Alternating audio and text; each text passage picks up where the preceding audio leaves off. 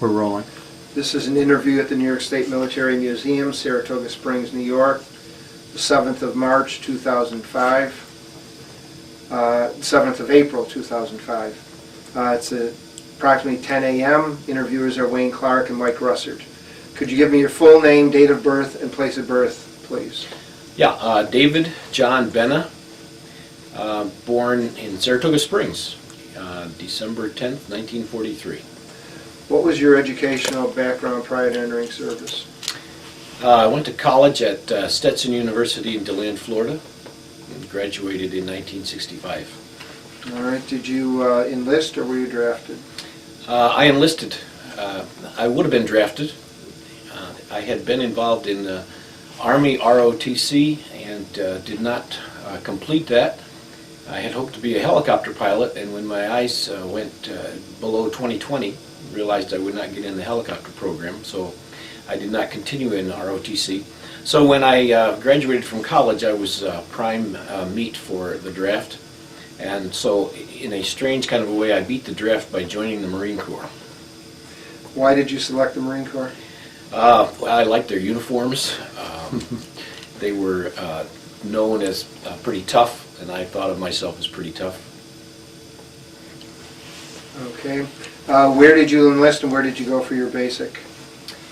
I enlisted in my senior year in college down in Florida, and then when I graduated from college, I went to the officer candidate course in Quantico, Virginia.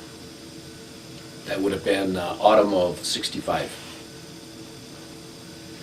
Okay. Could you describe your the course you took? And the officer candidate course at that time was approximately 12 weeks long. It was geared toward preparing one to be an officer of Marines. It was, in my opinion, a rather grueling course. Involved lots of physical training, extreme emotional pressure, and academic training as well.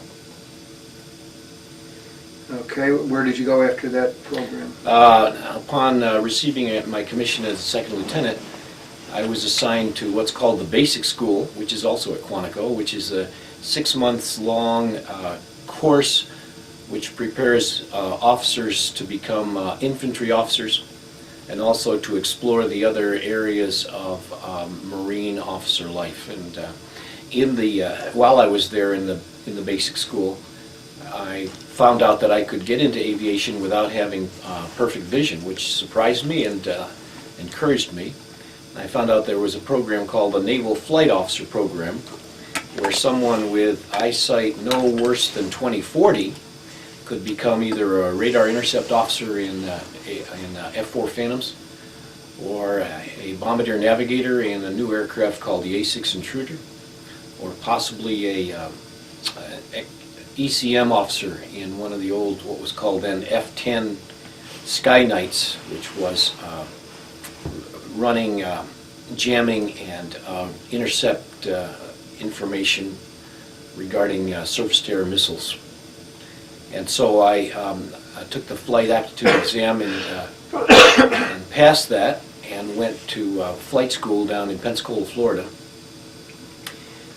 And in the process of flight school, fell in love with the A-6 Intruder and applied to become a bombardier navigator, which is what I did. And the flight school was about maybe a year and a half in duration or so. Following getting my wings, I went to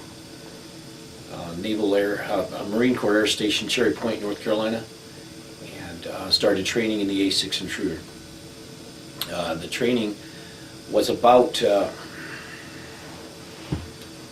maybe about 8 or 9 months before I was qualified as a bombardier navigator, and immediately went to Vietnam.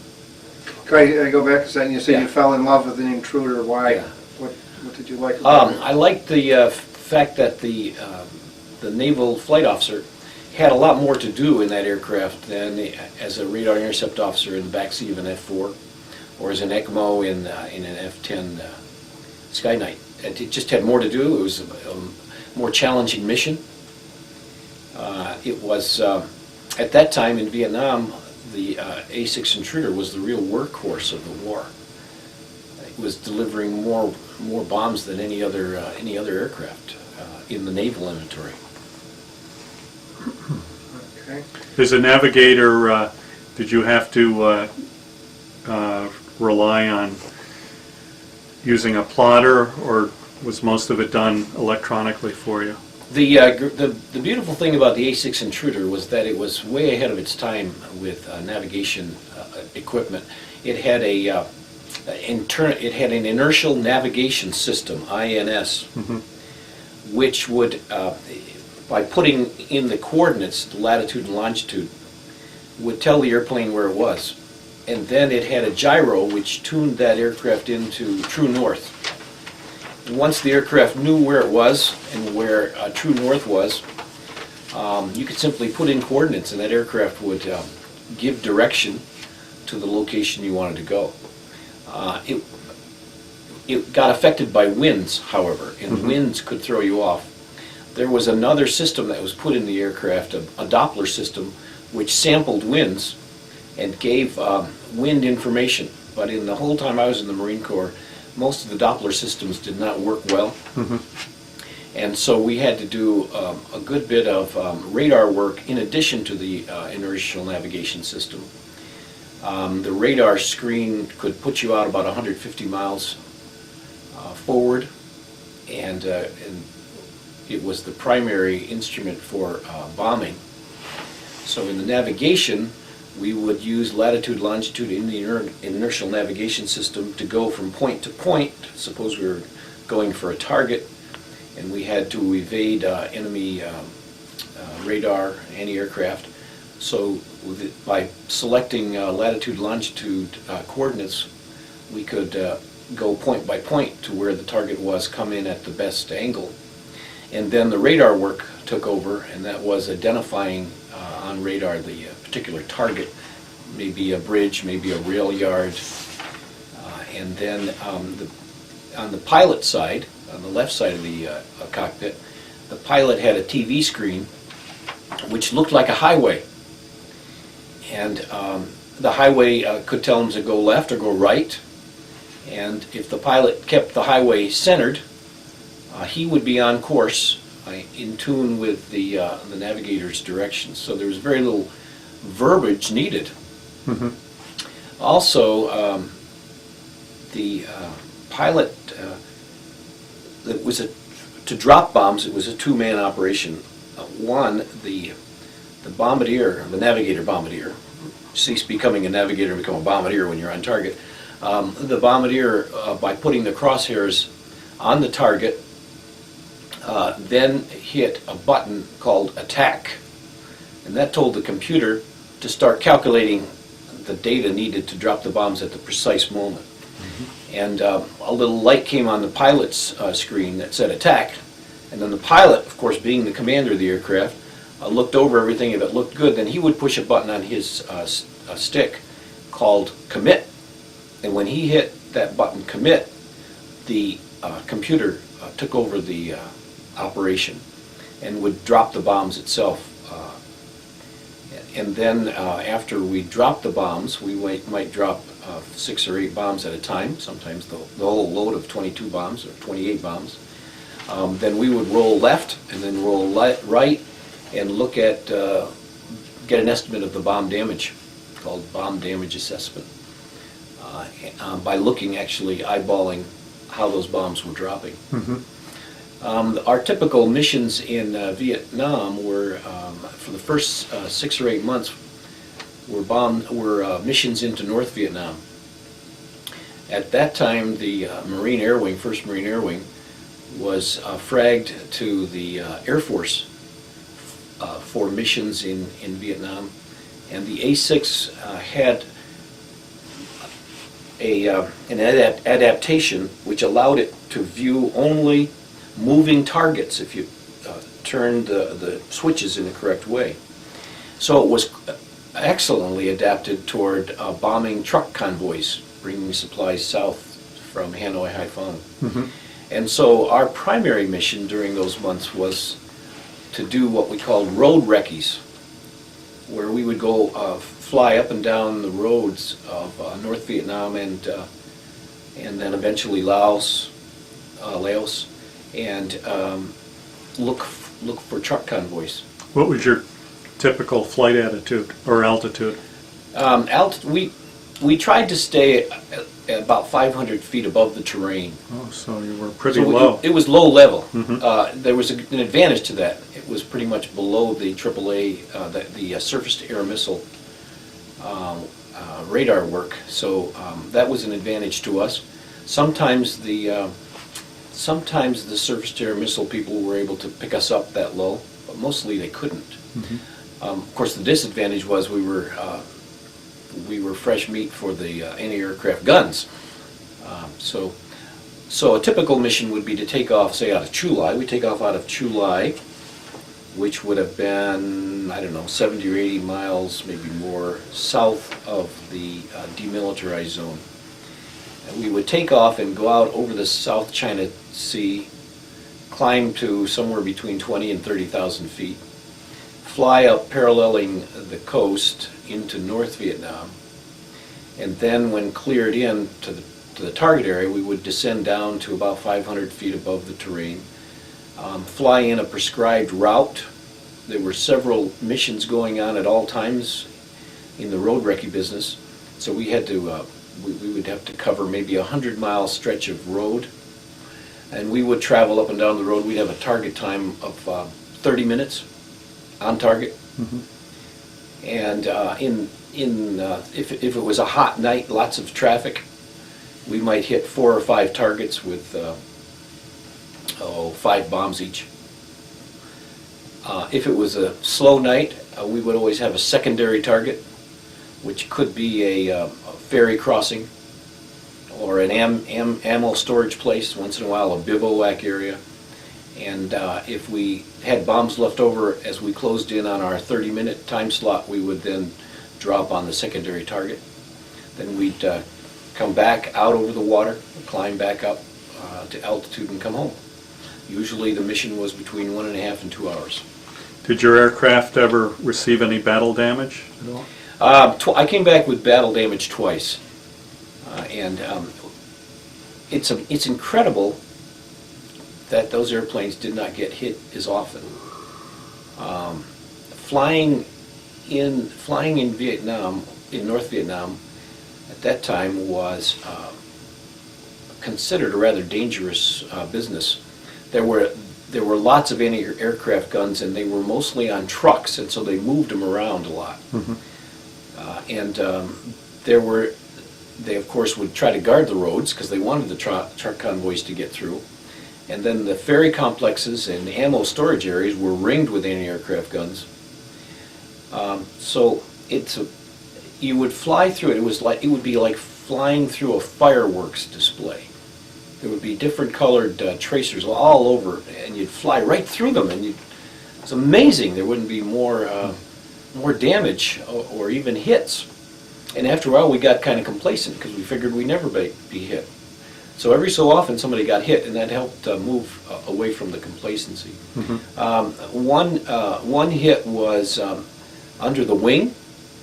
The A6 Intruder was a very powerful aircraft, had two powerful jet engines, and so it was able to carry a lot of armor plating. So armor plating was what we had under the aircraft, under the fuselage, and under the wings to a certain extent. So I think it was a 37 millimeter, pretty powerful gun, hit under the wing one time, and it made a hole in the airplane, but we were still able to continue home. And then one time we got hit under the fuselage, and all that did was ding off. So those were the only 2 times we got hit. Did your unit lose any aircraft? We lost, I don't know how many, we lost a number of aircraft, yes, and crewmen. And if you got hit in North Vietnam and you could not get out over the water, it was tough to get out of there. You were going to be a POW or dead, one or the other. And several of my friends were in POW camp Some died, maybe being shot by people, or we don't know exactly Yeah. what happened to some of these folks. Okay. Were you ever fired at by a SAM? Yes, so, probably 2 or 3 times. Not often because we were so low. The maneuver then, actually the ECM birds were not helpful because they would catch the launch after the launch had, usually they would tell us there was a missile being fired after we had evaded it. So we had little instruments in our aircraft to show alarm when a missile, when we were locked on, and then it would show a different alarm when the missile was actually launched. And eventually, after I'd been there some months, we had this little instrument that gave a direction by a needle as to where that missile was coming from.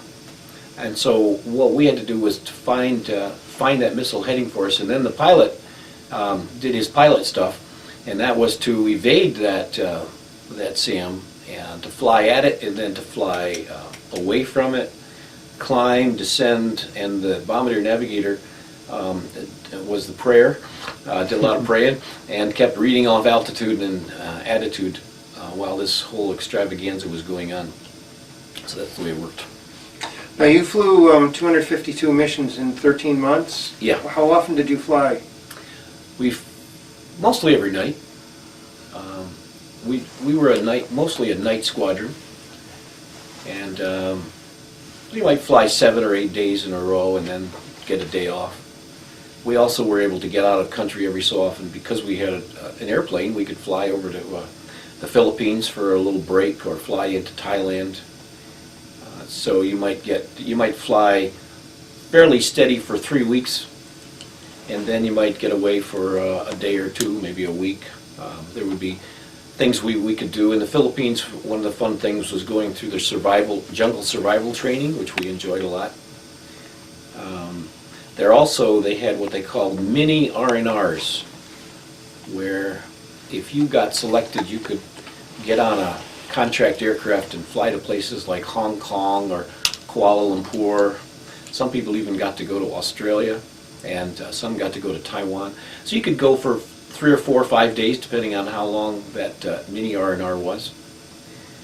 So that was the pattern was for us that mostly flew at night, was that we would get up noonish because we had flown the night before, and then we'd go into the office, so to speak. It was a couple of shacks, and do our ground job. In the Marine Corps, every flyer had a collateral duty. And for instance, I was the flight safety officer for the squadron.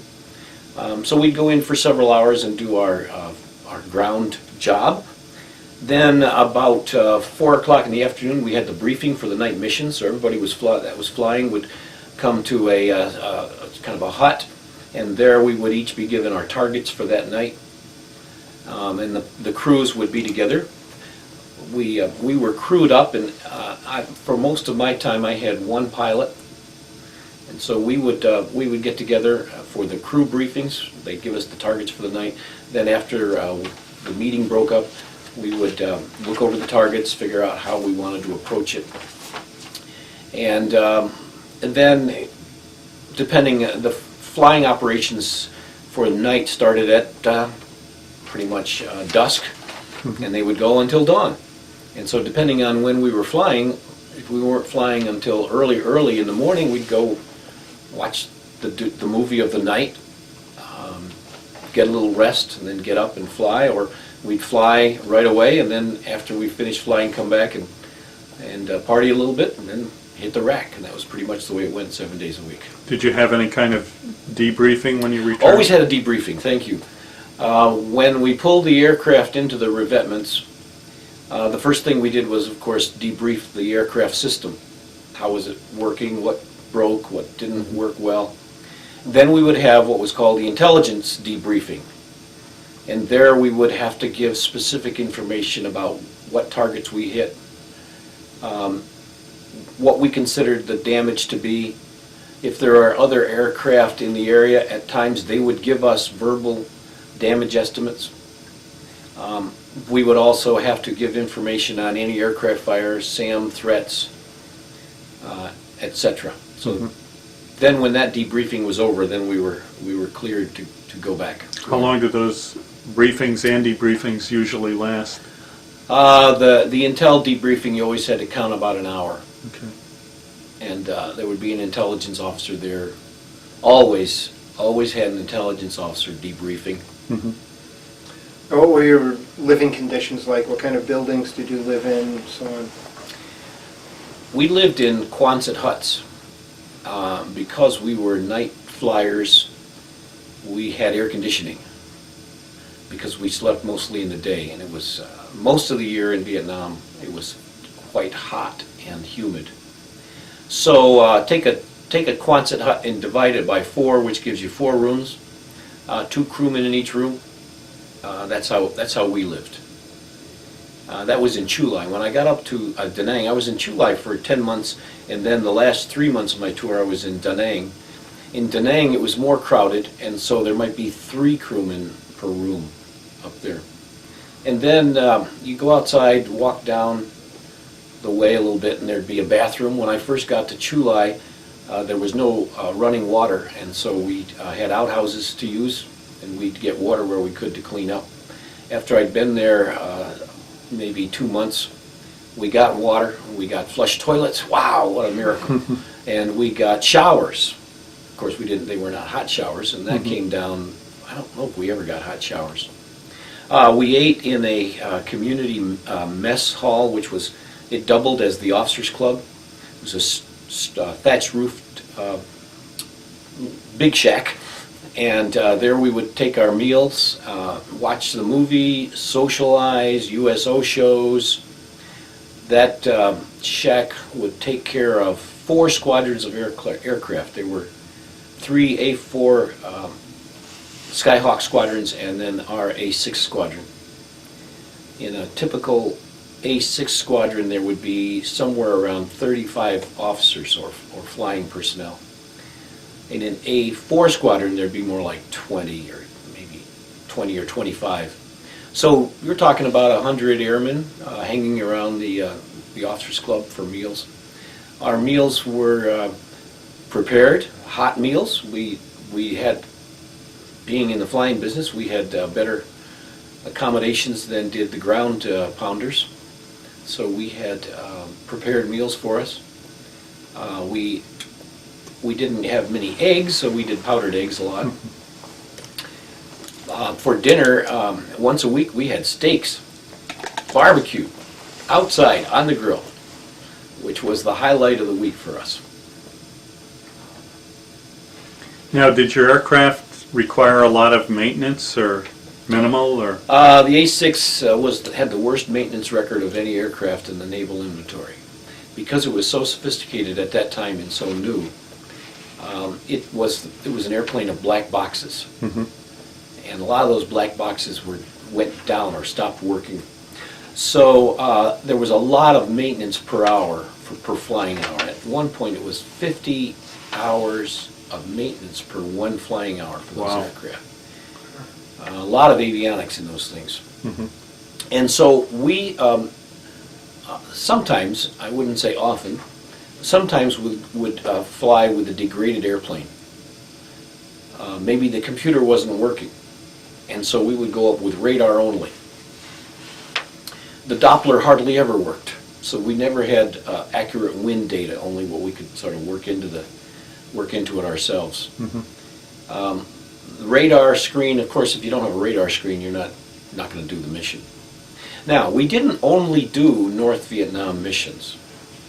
We did also night guided bombing missiles and missions in South Vietnam, where we were controlled by a Marine on the ground in a tent who had us in radar contact.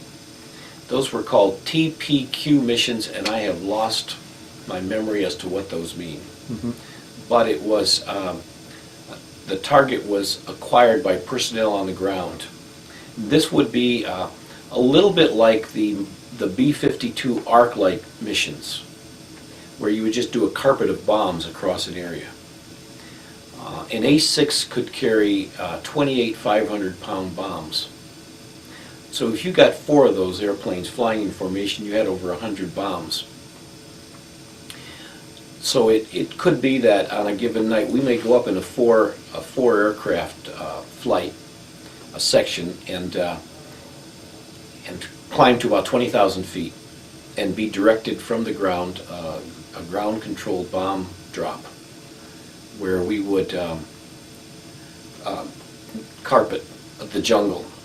Now, you did this from high altitude. 20,000 feet, 20 to 25,000 feet. Was You your can use- typical you- target like the Ho Chi Minh Trail, or you- Yeah, actually, the bombing missions for interdiction, truck convoys, those were various aspects of the Ho Chi Minh Trail, because the Ho Chi Minh Trail went from the coast of North Vietnam right through Laos. Right. So it wasn't just one trail. We did a lot of that. Now with the carpet bombings, those were all in South Vietnam, and they would be areas where the enemy was supposed to be concentrated. And what I was getting to is, we used the degraded aircraft where we could on those TPQ missions, because all we needed to drop bombs in a TPQ mission was an iron frame with the drop on the stick, and so the bombardier navigator could fall asleep on those missions, because all you did was go up to altitude, get lined up, follow the instructions of the ground controller, and when he said hack hack, the pilot dropped the bombs, and we'd go home. Didn't need a lot of radar for that, didn't need a computer. And so the aircraft that were deeply degraded were not used for the North Vietnam missions. Was this an all-weather aircraft? Yes, it was called an all-weather radar bomber, which is why we used it at night. We didn't really ever have to see the ground. How do you think your training, was it adequate enough for the combat situations you were in? No, I could have used a lot more training before I got to Vietnam, but we were short of people. So I spent several months practicing bombing in the mountains of North Carolina, of course not dropping those bombs. And then we had several deployments to Yuma, Arizona, which had a live drop area that we would actually drop live ordnance. But I learned a lot by actually dropping bombs in North Vietnam. I learned a lot about radar imagery, learned a lot about how to get around degraded systems to still do the bombing. Took a couple of months actually in country to where I really knew that system well. Did you ever have much contact with the Vietnamese people? Very little. On our base at Chu Lai, we had some Vietnamese who worked on the base, barbers, waiters, waitresses, laundry people. We also had something called, I think it was called civil action, where we would be involved in trying to do something nice for the people of Vietnam. And that would be doing work on a school or providing food to a village. And so we would go out to these villages in trucks, large trucks. We'd sit in the back of the trucks and go out and try to mix with the people. Of course, they didn't understand English and we didn't understand Vietnamese, so it was mostly standing around smiling at them and having pictures taken. That's about it as far as getting to know the Vietnamese people. I know the ground pounders got a lot of action talking to the Vietnamese, but we just didn't. Did you ever name your plane or anything at all, or? No. In fact, we did, although we had our name on an airplane, my pilot and I had our name on an airplane, we didn't fly that airplane except when it was assigned. Okay. Airplanes were assigned based on whether they were in fully working order. They got to go to North Vietnam, and as they became more and more degraded, the mission changed. And so whatever you were up for that night, that you flew the airplane that was assigned to you. So you jumped from plane to plane. You Oh, yeah. weren't always on the same. No, we had 15 airplanes. I probably flew in all 15 of them. How'd you feel about, were you affected by, and how did you feel about the rules of engagement? At that time, I was too stupid to question any rules of engagement. I think we probably dropped a lot of bombs on trees, probably wasted a lot of money. It got to be where every time our secondary target was said to be a bivouac area, we figured that meant that they had run out of secondary targets, and so they were assigning us a part of the jungle to destroy. The primary mission, truck convoys, was very clear and very understandable. No one would be on those roads unless they were carrying supplies either down to South Vietnam or carrying trucks and troops back to North Vietnam. That was clear. That was a definable mission that worked. The secondary target missions were questionable as to whether we ever did anything with those. And the TPQ missions, I have no earthly idea what we were dropping bombs on. Now there's one part of what we did that I haven't mentioned, and that was called close air support. And close air support was a way of, was flying a mission in direct support of friendly troops, friendly Marines. And that was basically dive bombing. The bombardier navigator on a dive bombing mission, his job was to count backwards. Starting at 8,000 feet, 7, 6, 5, stand by, hack, and the pilot dropped the bomb. So that was basically a pilot's dream, because pilots love dive bombing. Mm-hmm. We didn't get to do it very much in the A-6 Intruder. The A-6 was not particularly a great close air support aircraft. You couldn't do napalm, for instance. And so most of the A-6 dive bombing missions were, you drop the bombs at about 3,000 feet, you pull out about 1,000 feet, and you go back and do it again. The forward air controllers on the ground, called FACs, which were Marine aviators themselves or naval flight officers, would call in the airstrike request, and then they were on an FM radio, we were on VHF, so we couldn't communicate directly. So there was the middleman. The middleman was an airborne FAC who had both radios in his airplane, and he might be flying what was called an OV-10, I think it was called a Bronco, or possibly an O2, little airplanes, prop airplanes, who would fly over the target area, and suppose a battalion was in combat against the enemy, and the enemy was particularly rough, and the Americans felt they couldn't take this North Vietnamese unit unless they had air power, and so they would call in airstrikes from American aircraft.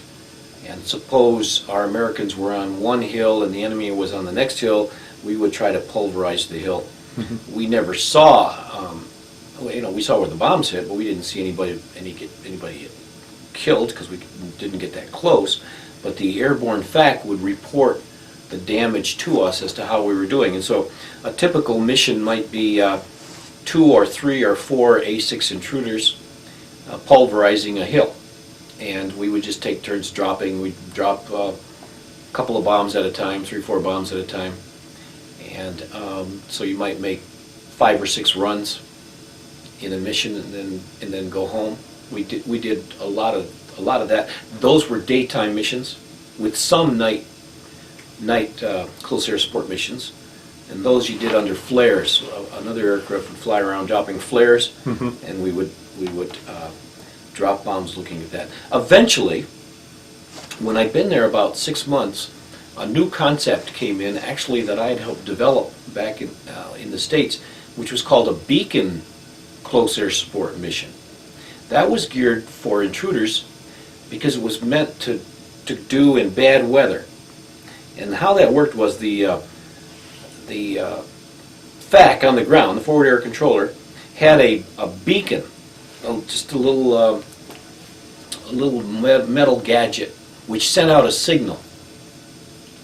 And so he would turn that beacon on, And if I was the bombardier navigator, that beacon would show up, that signal would show up on my radar screen. And then he would give me information from where he was to where the target was. Since I knew where he was, he would say the target bears 020 from my position, which would be northeast, at 500 meters, which we did feet in aircraft, so I'd combine that, to convert that. Okay, it's 15,000 feet. I'm at altitude 20 feet, and the enemy is altitude 60 feet. And I would put that into the computer, and then the radar would show me a target. And it was called offset bombing, by lining up on the fax beacon and, in a sense, keeping my crosshairs on the beacon. The aircraft would actually fly to the target and drop the bombs. Just needed to make sure you put in the offset, or you would bomb the enemy, the friendly rather than the enemy. That allowed for all-weather close air support, which was really a revolutionary thing. So when the A4s and the F4s couldn't get off the ground to help with close air support, we just went up and we did it, day or night. So in my last 6 months, we stood down from bombing North Vietnam, and we did mostly beacon runs, truck convoys in southern Laos, and some close air support. What were, I know being an officer, what were race relationships like in your unit? Among the officers, it was like a fraternity. Flying squadron, I don't know about how the Army worked or the Air Force. I can only tell you how the Marine Corps worked. Most of the officers were in their early to mid-20s, and there'd be a couple of old guys who were maybe in their mid-30s. They were the commander and the ops officer and the deputy commander. So it was mostly a bunch of guys, mostly just out of college, and about the size of a typical fraternity. 30 to 40 of us. We got along, I think, most of the time quite well. Had all types and conditions of people, all religious backgrounds. We just put it together and did the mission. As far as the enlisted guys, we'd have about maybe 250 in the squadron. They did everything from aircraft maintenance to security to clerk. All of us had enlisted people that worked for us to do our part of the mission, and that was. I don't remember any difficulties. We pretty much worked together, strong esprit de corps. Got along quite well. Were you aware of the anti-war movement? Not really. I mean, I know what was going on. I was there in 1968 and 1969. Right. We didn't pay much attention to it. In fact, I remember in 1968, we had a movie come through called Barbarella with Jane Fonda. Yep. And we did have a discussion as to whether we were actually going to watch the movie or not. We decided it wasn't worth the protest, and so we enjoyed the movie. Speaking of that, now that she's somewhat apologized, how do you feel about that and her? She recently, yes. I don't know if you... I do. Okay. I know that she apologized for sitting on the aircraft, yes, any aircraft gun. You know what? We all have to walk our own turf. If she's made peace with it, so have I. Okay, I was just curious. All right, you left Vietnam, or you left the Marine Corps, regular Marine Corps in '70. Yeah. I came back from Vietnam in May of 1969. While I had been in Vietnam, I had come to a close relationship with God, and in the process sensed that God was calling me to ordain ministry. And so when I got back from Vietnam, I started applying for seminary through my church. And so I served another year and 2 months on active duty in the Marine Corps. What did you do during that time? I flew. Mhm. I was an instructor, bombardier navigator, also an administrative officer for the squadron. And I actually resigned from active duty in August of 1970 so I could enter seminary in September of 70. But I remained in the Marine Corps Reserve for the time I was in seminary. Now, why did you go to the Air Force and the Air Force Reserve? Long story.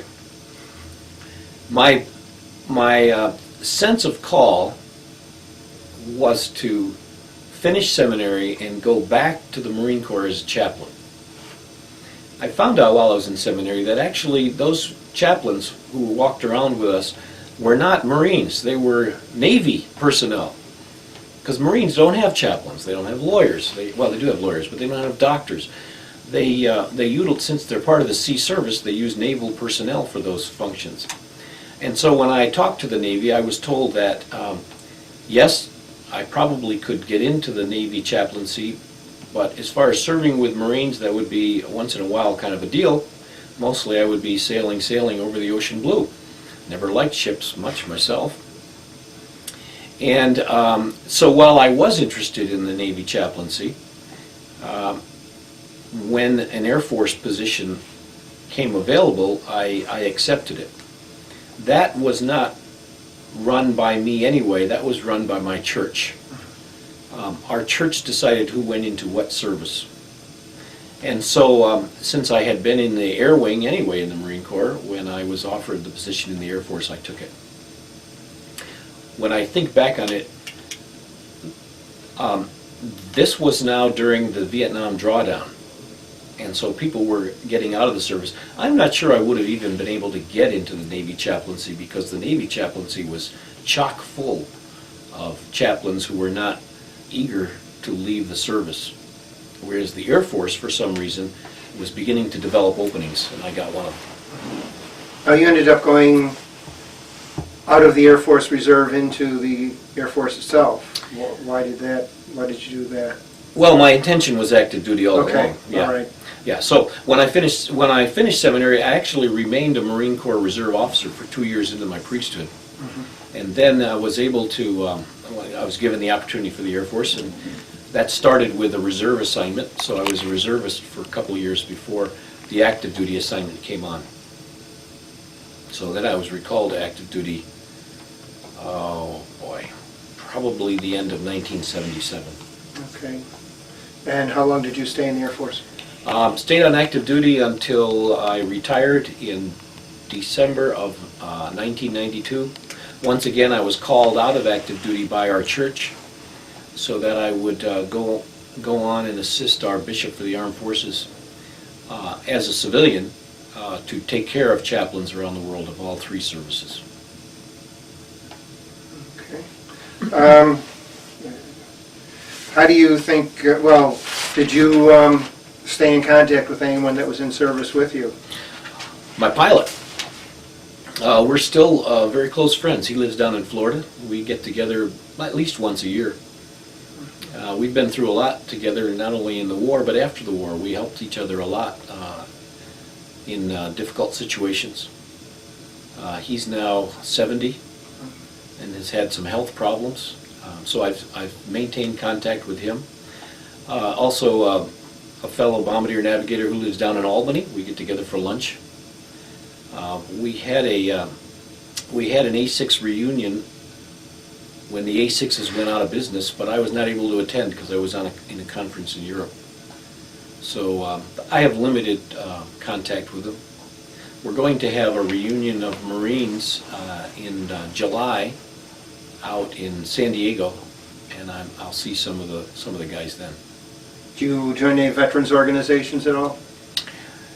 I really haven't. Not that I'm not interested, but I'm moving pretty quickly here in this job, and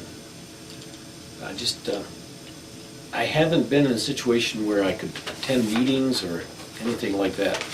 I was approached about joining the VFW, and I didn't. I did join Retired Officers Association, ROA, and I was involved with that work for a couple of years, but once again, a lot of that was Sunday afternoons, and I'm kind of busy on weekends, so that's where it is for me. Did you make use of the GI Bill at all? I went through seminary on the GI Bill. Okay. How do you think your time in the service changed or had an effect on your life? Had a major effect. When I went into the Marine Corps at age 21, I was still an immature college kid.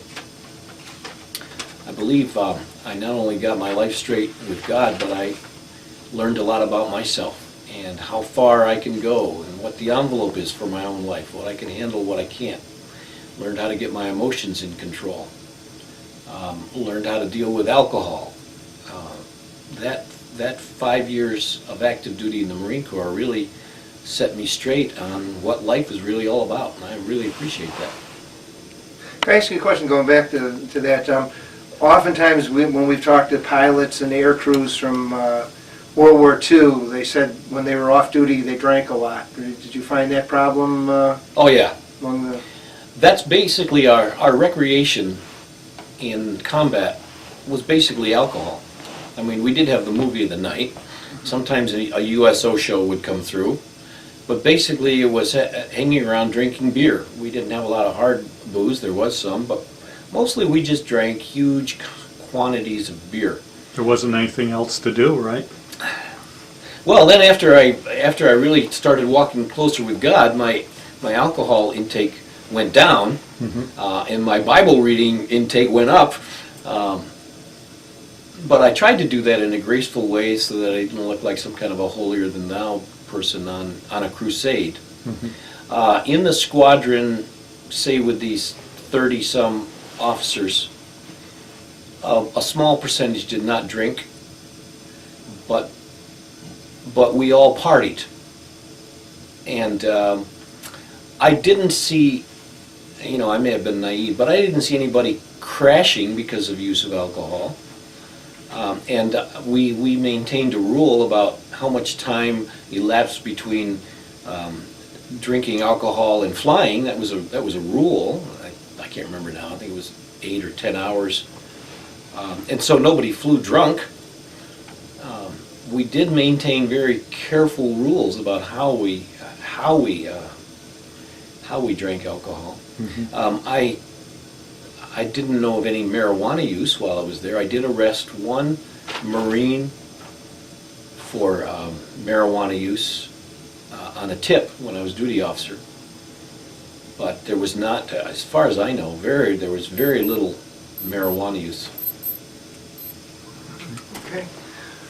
No, you brought in some photographs. If you could hold them like this, Wayne can focus and just tell maybe where, when, what. Okay, all right. Do you know about that?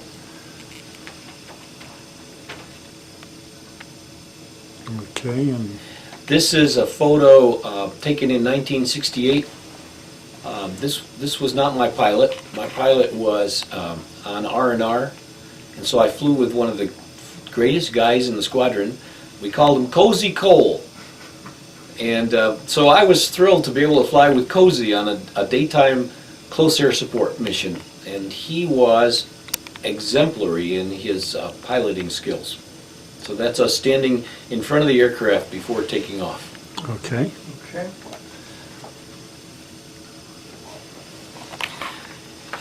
This is in 1969 after I'd moved to Danang. Once in a while we would have a daytime attack, a mortar or rocket attack on our base, and this particular attack, one of the rockets or mortars hit the bomb dump. And what you see in the background is our bomb dump going up. Okay. And it did a job on our Quonset huts, and that's me standing there in my flak jacket and gas mask watching the bombs. Actually, I was feeling the bombs because as they went off, we actually were catapulted into the air.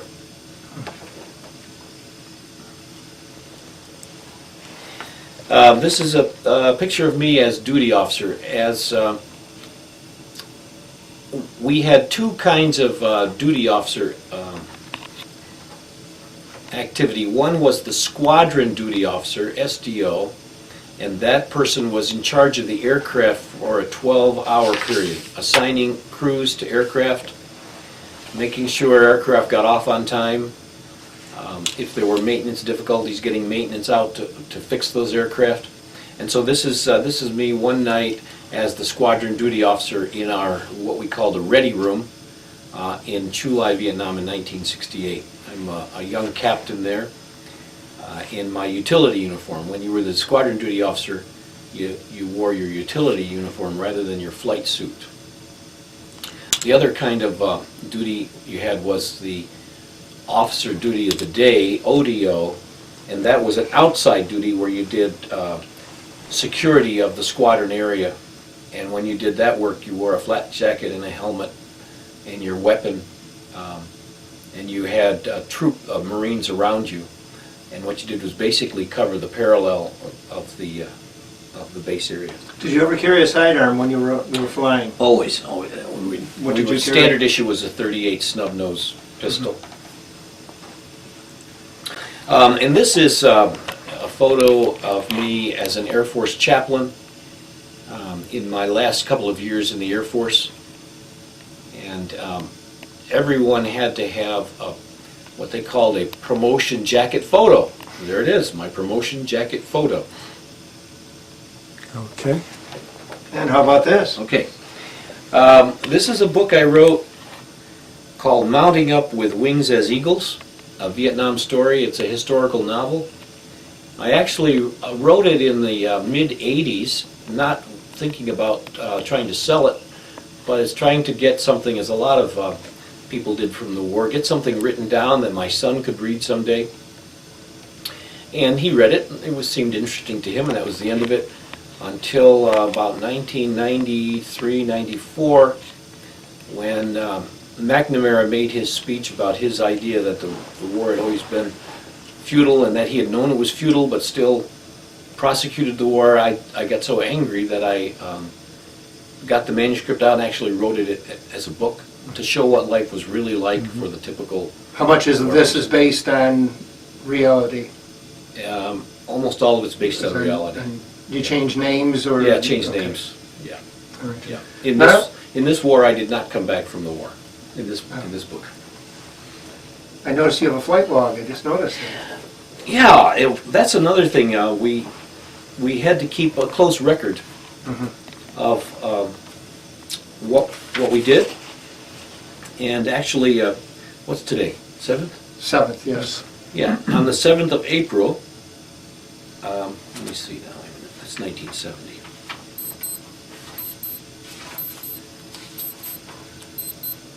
On the 7th of April 1969 in Vietnam, I flew a beacon mission with Lieutenant Colonel Costello, who was not my pilot because my pilot had rotated back to the States. And the mission was 1.5 hours, and half of that was instrument time, half of it was visual flight rules. Tells me the aircraft I flew in, which was 155623. So that's, every person who's ever flown, and you have a flight log, has a flight log, and it shows the flying I did from the time I jumped in an aircraft for the first time until my last flight with the Marines. Maybe if you could hold it up open, just... Okay, it's called Aviator Flight Log Book. There have been many variations of this over the years of naval aviation. And then inside you can just see it's a bunch of columns with dates, aircraft type mission, if it was night or instrument, who the pilot was, and just various information that you need. Okay. It also would record training that I took, ejection seat training, oxygen, whatever. Okay. Well, thank you very much for the interview. Thanks. Nice to. I'm glad you're doing this kind of a thing.